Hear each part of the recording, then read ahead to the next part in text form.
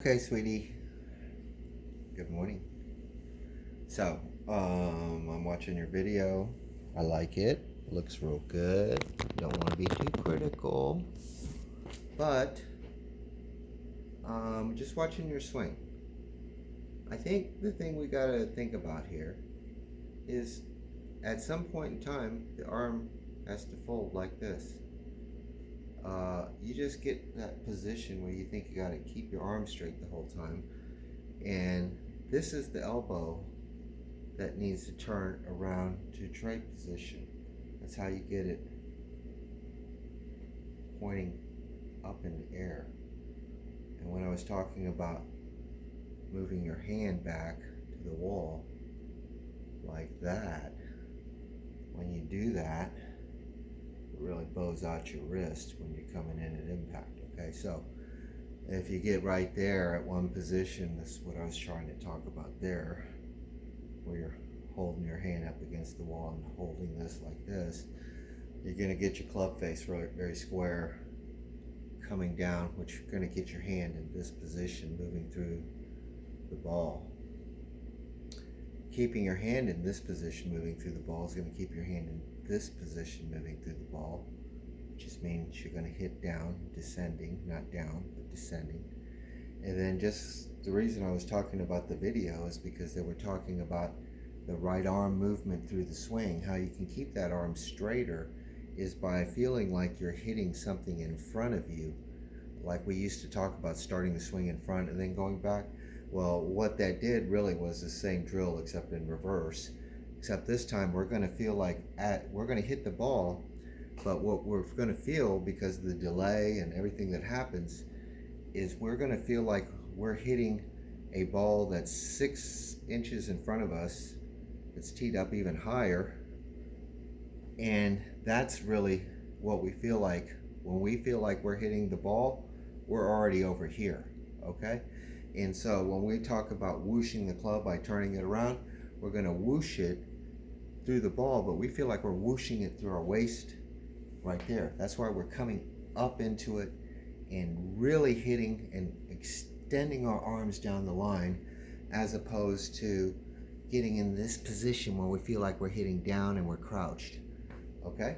So, feeling like you can move through it. You don't want to get down and like that. You want to feel always, where your setup is straight, that's where kind of you want to be at impact. You don't want to be too down on it, because that's going to make everything bent to get back to impact position. And that happens simply because your arms are too straight. So if you just bend the elbow, go down the line, swing, right there, right between the head and the shoulders, we're turning our shoulders right there. We don't really need to turn too much. We just stop the waist and turn up against it a little bit. If we get to that position where we're holding our hand right there, we come down, and we're pretty much hitting the ball every time with our arms.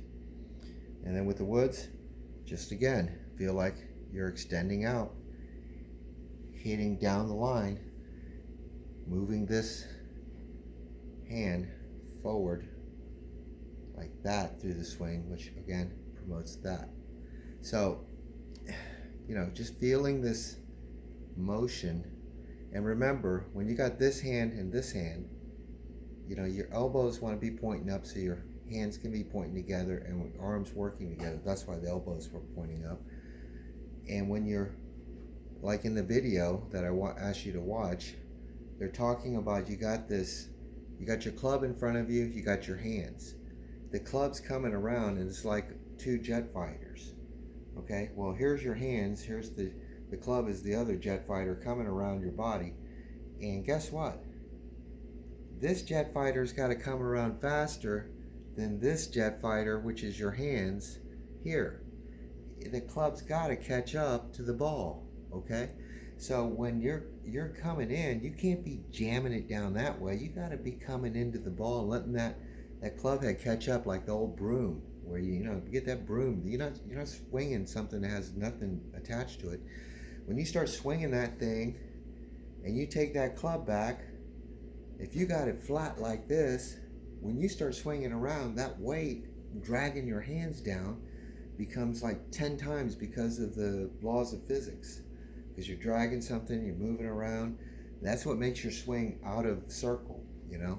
When you get the club light in your hands, if you put a towel on it and you put it into one position, the only way it's going to be light is when you put it up in the air. If you get into this position right here, it's going to be heavy. It's going to drop down. You got to keep it light so you can turn. You're going to turn. You're going to fold your elbows, you're going to turn. You're going to turn on plane. Follow this plane with your hands facing each other. Just follow the plane right to there. And boom, impact. But we're really impacting. By the time we get to the field of impact, we're already here. So we're whooshing through here, and that's how we create that speed through the ball. That's how we make a good shoulder turn, staying on plane, keeping everything connected. And then of course, you know, we got to make sure we're moving not only up and down in a descending blow like the video says, not down, descending.